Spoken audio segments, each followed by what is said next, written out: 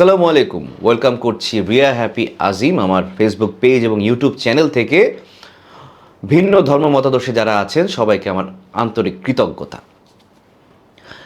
Bangladesh team সামনে world cup squad ঘোষণা করার কথা ছিল, কিন্তু আজ করতে পারেনি।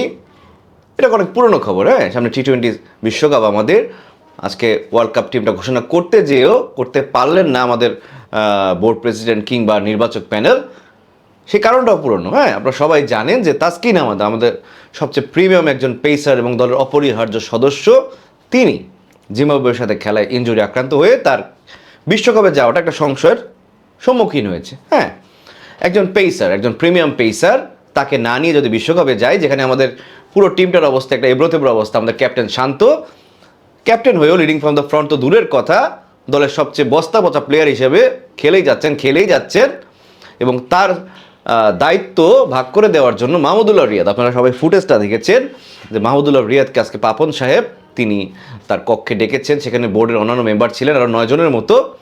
যে রিয়াদ ভাই তিনি ছায়া ক্যাপ্টেন হয়ে, ঠিক এম এস ধোনি যেমন চেন্নাই সুপার কিংসে লিড করেন সেভাবে বিশ্বকাপে থাকবেন। সেটা অনেক ভালো সিদ্ধান্ত, আমরা সবাই সাধুবাদ জানাই। কিন্তু তাসকিন আহমেদ তার অভাবটা কীভাবে পূরণ হবে? এমনি আমাদের দলে এবাদত হোসেন নেই, আপনারা জানেন তিনি একজন বড় একটা রিহ্যাবের মধ্যে আছেন। তো তাসকিন আহমেদের ইনজুরি প্রায় 3 উইকসের মতো রিহ্যাব সহ লাগতে পারে।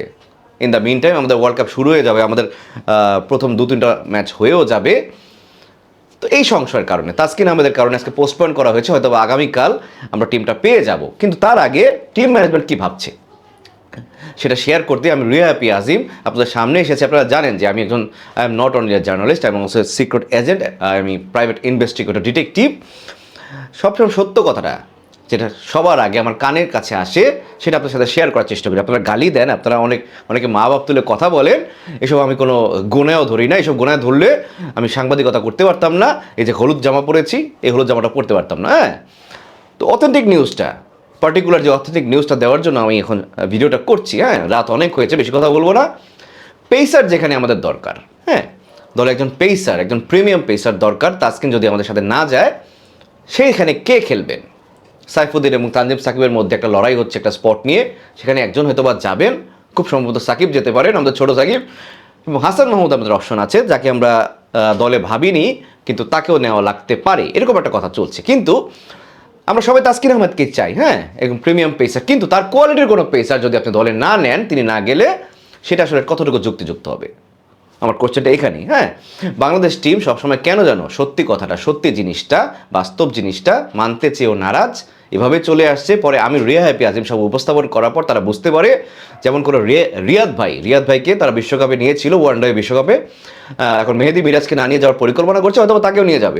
কারণ আমি সবসময় যেসব নিয়ে কথা বলি সেগুলো ঘটে।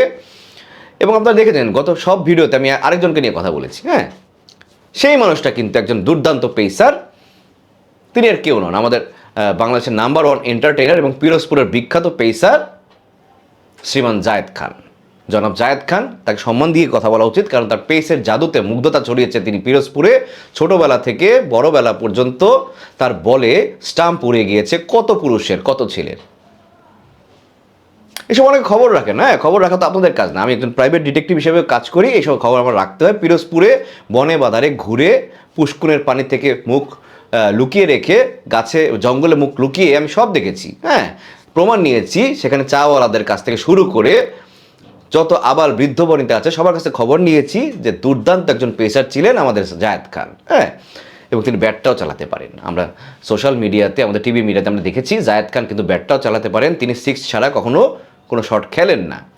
তো এরকম একজন প্রতিভাবান প্লেয়ার শুধু বয়সের কারণে, মুভি স্টার হওয়ার কারণে, বেস্ট এন্টারটেইনার হওয়ার কারণে আপনারা ইগনোর করে যাচ্ছেন, অবজ্ঞা করে যাচ্ছেন। একজন প্রতিভা এইভাবে মাটির নিচে ধুলোয় মিশিয়ে দিচ্ছেন, কারো সেখানে কোনো নজর নেই। আশ্চর্য ব্যাপার, তাই না? পার্টিকুলার একটা স্পেস নিয়ে যেখানে ভ্যাকেন্ট ক্রিয়েট হয়েছে, তাসকিন আহমেদের স্পেসটা, সেখানে একজন প্রিমিয়াম পেসার, পিরোজপুরের বিখ্যাত পেসার জায়েদ খান, যিনি খেলাটাকে মন থেকে লালন করেন, ভালোবাসেন, তাকে আপনারা কাউন্ট করছেন না। আমি লড়াই করে যাব জায়েদ খানের জন্য।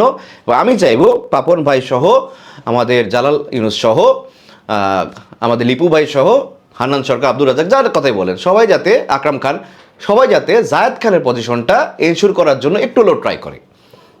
অনেক তো ট্রাই করলেন, অনেক কিছু ট্রাই করলেন। লিটন দাস রান পাচ্ছেন না, তাকে দিয়ে খেলাচ্ছেন দিনের পর দিন। শান্ত রান পাচ্ছেন না, তাকে ক্যাপ্টেন রেখেছেন, তাকে ক্যাপ্টেন হিসেবে নিয়ে যাচ্ছেন। তাকে সাপোর্ট দেওয়ার জন্য রিয়াদ ভাইকে রেখেছেন, যে রিয়াদকে একসময় বাদ দিয়ে দিতে চেয়েছিলেন, যে হাতুরু সিং এখনও রিয়াদের পিছনে আটার মতো লেগে আছে, কখন তাকে সরিয়ে ফেলা যায়। কিন্তু জায়েদ খান তিনি অবহেলার পাত্র হয়ে দিন যাপন করছেন।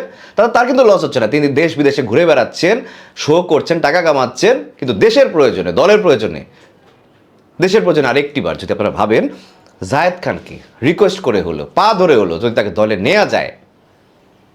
তিনি অস্ট্রেলিয়াতে শো করে এসেছেন, অস্ট্রেলিয়ার কন্ডিশন জানেন, আমেরিকাতে শো করেছেন, আমেরিকার কন্ডিশন তিনি জানেন, সেখানে কীভাবে বল করতে হবে, পেসটা কীভাবে সুইং করতে হবে, সব তিনি জানেন।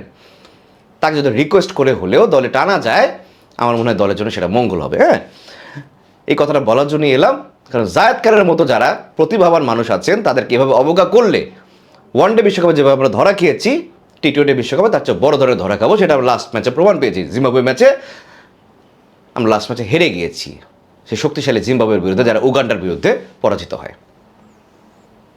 আপনারা আমার সাথে একমত হলে অবশ্যই কমেন্ট করবেন, শেয়ার করবেন, যাতে বোর্ড প্রেসিডেন্ট সহ নির্বাচক প্যানেল সবার কানের কাছে পৌঁছে যায়।